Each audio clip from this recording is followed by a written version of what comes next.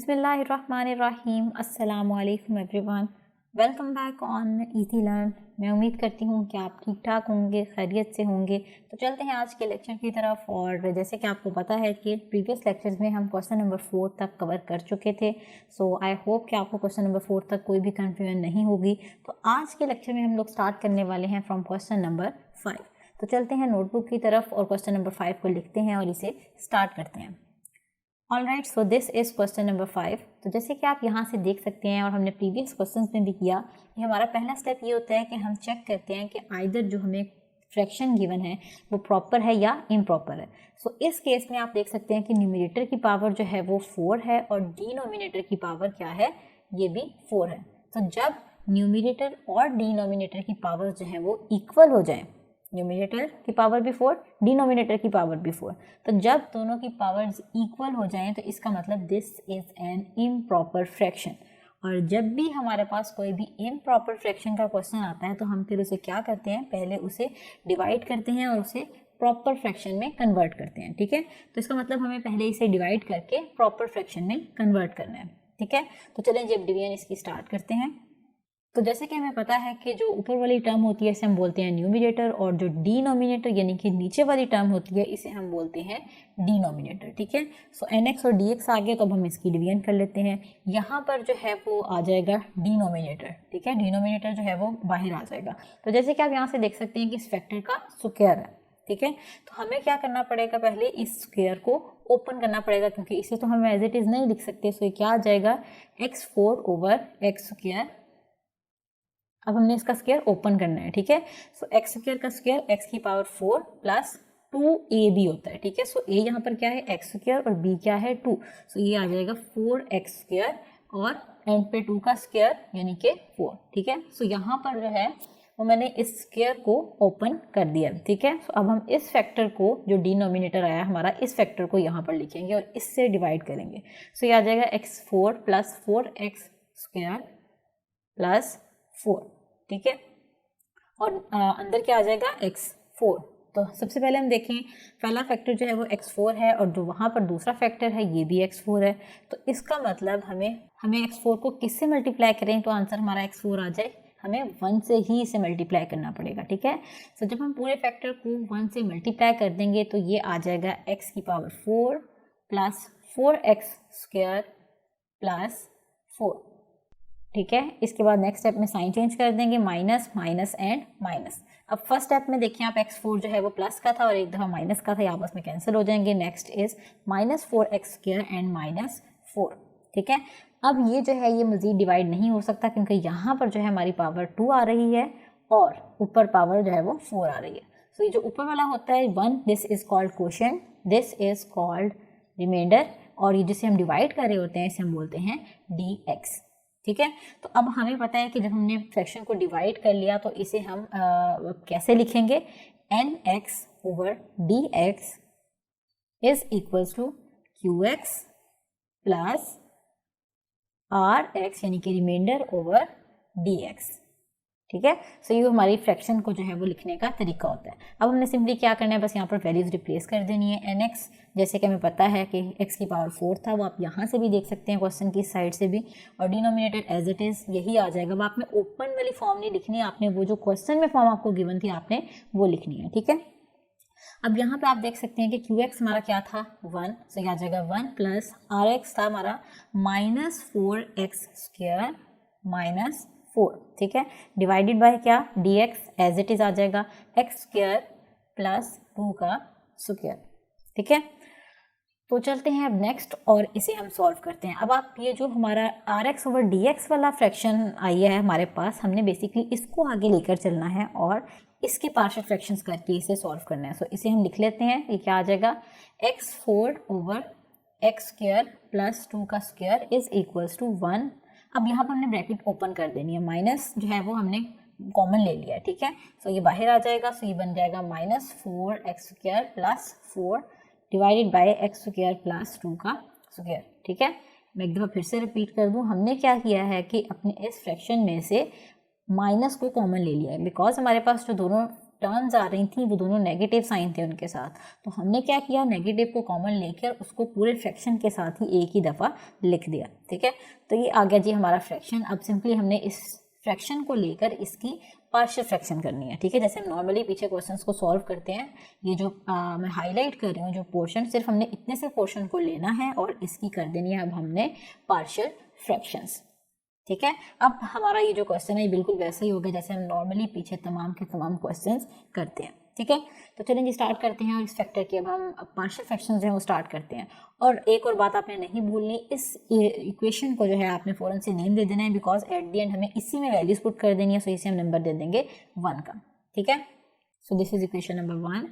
तो अब हम यहाँ पर जो है अपने इस फैक्टर को लिख लेते हैं और इसे स्टार्ट करते हैं। ये आ जाएगा 4x² + 4 डिवाइडेड बाय x² + 2 का होल स्क्वायर। ठीक है, अब देखिए आप डिनोमिनेटर में क्या है, क्वाड्रेटिक फैक्टर है। ठीक है, सो क्वाड्रेटिक फैक्टर को आपको पता है कि कैसे लिखते हैं, और है भी स्क्वायर। सो आई होप कि आपको अच्छे से अंदाज़ा होगा कि इसे हम कैसे लिखने वाले हैं। सो ये आ जाएगा हमारे पास ax + b divided by x² + 2, पहले एक फैक्टर आएगा। ठीक है, प्लस अब दूसरा फैक्टर जो है वो भी क्वाड्रेटिक है, सो ये आ जाएगा cx + d ओवर x² + 2 का स्क्वायर, अब पावर 2 आ जाएगी। इसे हमने नेम दे दिया इक्वेशन नंबर 2 का। ठीक है, आई रिपीट, यहाँ पर हमने क्या किया है कि जो हमारा फैक्टर था उसको हमने पार्शियल फ्रैक्शंस की फॉर्म में लिख लिया है। हमें पता है कि डिनोमिनेटर में जो फैक्टर आ रहा है वो क्या है, क्वाड्रेटिक फैक्टर है। ठीक है, इररिड्यूसिबल क्वाड्रेटिक फैक्टर, और उसको कैसे हम लिखते हैं, एक दफ़ा ax + b कर देंगे क्योंकि पावर 1 के साथ लिखना है, और सेकेंड टाइम हम पावर 2 के साथ लिखेंगे cx + d कर देंगे।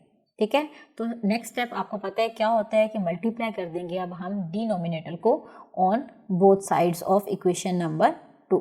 तो डिनोमिनेटर क्या है हमारा, x² + 2 का square. So multiply x + 2 whole square on both sides, तो ये क्या आ जाएगा हमारे पास, ये आ जाएगा x² + 2 whole square multiply by जो ओरिजिनल फ्रैक्शन था हमारा 4x² + 4 divided by x² + 2 whole square is equals to, अब बारी बारी मल्टीप्लाई करना है इन दोनों फैक्टर के साथ। So ax + b divided by x² + 2 into x² + 2 whole square, plus इसी तरीके से सेकेंड फैक्टर के साथ भी मल्टीप्लाई कर देंगे। सो ये आ जाएगा x² + 2 whole square multiply by x² + 2 whole square, sorry this was x²। ठीक है, सो इसे आपने करेक्ट कर लेना है। तो अब हम सिंपली जो है वो इसे सॉल्व कर लेंगे, जहाँ पे कटिंग्स हो रही हैं उन्हें कटिंग कर लेंगे। तो आप देख सकते हैं लेफ्ट साइड पे पूरा फैक्टर कट हो जाएगा, यहाँ से एक फैक्टर कट होगा और यहाँ से दोनों कट हो जाएंगे। ठीक है, तो सिंप्लीफाई करने के बाद हमारे पास क्या फॉर्म आ जाएगी उसे भी राइट डाउन कर लेते हैं।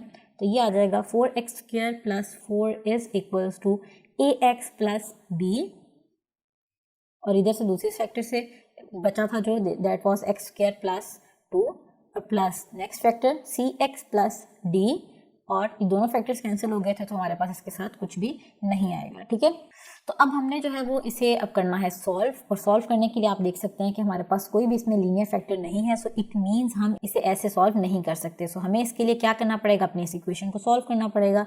सो स्टार्ट करते हैं। 4x² + 4 इज इक्वल्स टू, अब पहले आपने लेना है यहाँ पर ax को।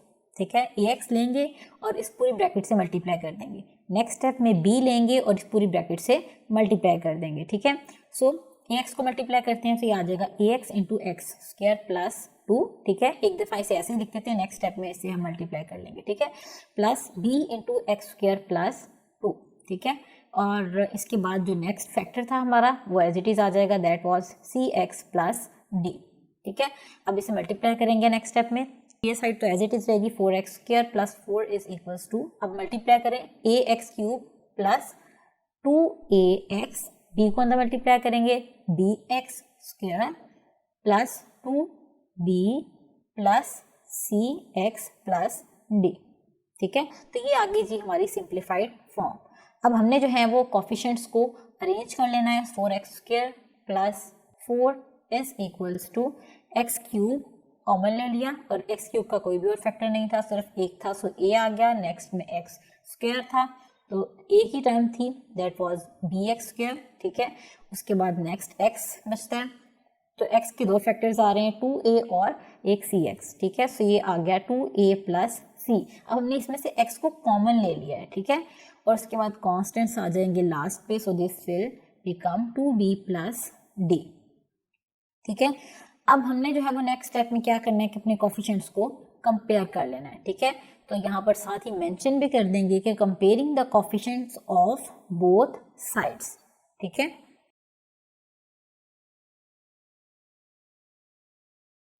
तो क्या आ जाएगा हमारे पास, सबसे पहले हम कंपेयर कर लेंगे x³ के कोफिशिएंट्स को, ठीक है।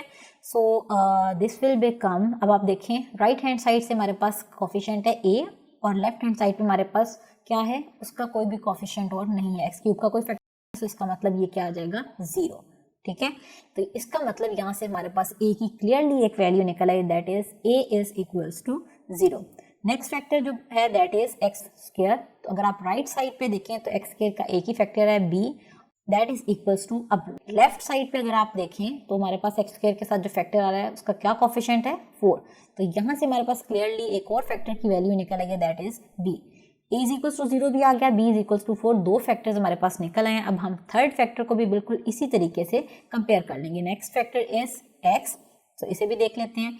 अब राइट साइड पे हमारे पास आता है 2a plus c is equals to, left side पे हमारे पास x का कोई भी फैक्टर नहीं है, so it means this is equals to 0, ठीक है।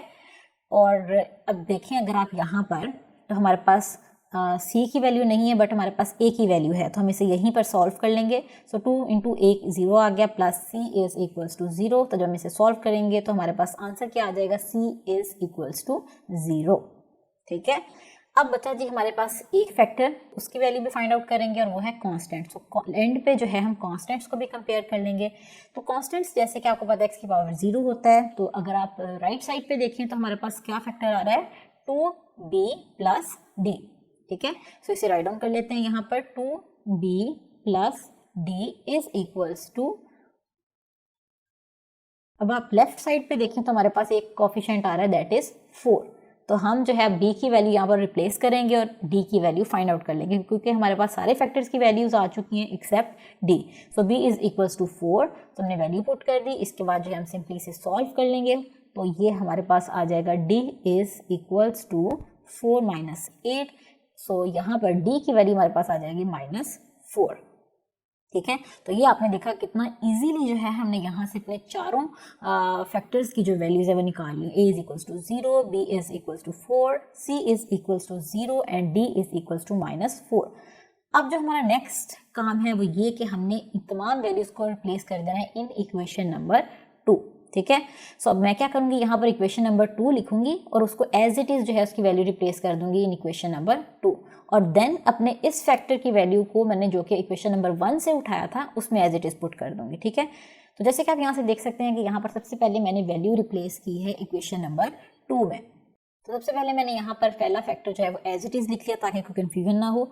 उसमें मैंने जहाँ जहाँ पर भी a, b, c और d आ रहा था वहाँ पर मैंने उनकी वैल्यूज़ को रिप्लेस कर दिया, a 0, b 4, c 0 और d -4, ठीक है। और देन सिंपली जो है मैंने इसे अगेन सॉल्व कर लिया, बिकॉज 0 जो था उसे हम निगलेक्ट कर सकते हैं, सो ये आ जाएगा 4, और दूसरी साइड से माइनस जो था इसे भी हम सॉल्व कर लेंगे, तो जो माइनस होगा वो फ्रैक्शन के साथ ओवरऑल यहाँ पर आ जाएगा, ठीक है। तो ये अब मैंने जो है अपने फैक्टर को सॉल्व कर लिया है। तो जैसे कि मैंने आपको स्टार्टिंग में बताया था, अब हमने अपनी तमाम वैल्यूज़ को रिप्लेस करना है इन इक्वेशन नंबर 1, ठीक है। अभी जो हमारा आंसर निकला है इक्वेशन नंबर 2 में हमने वैल्यूज़ पुट किए हैं। इसका मतलब हमें अपनी तमाम वैल्यूज़ को अब इक्वेशन नंबर 1 में एडजस्ट करना है, क्योंकि हमें बेसिकली इस फैक्टर की वैल्यू को रिप्लेस करना है।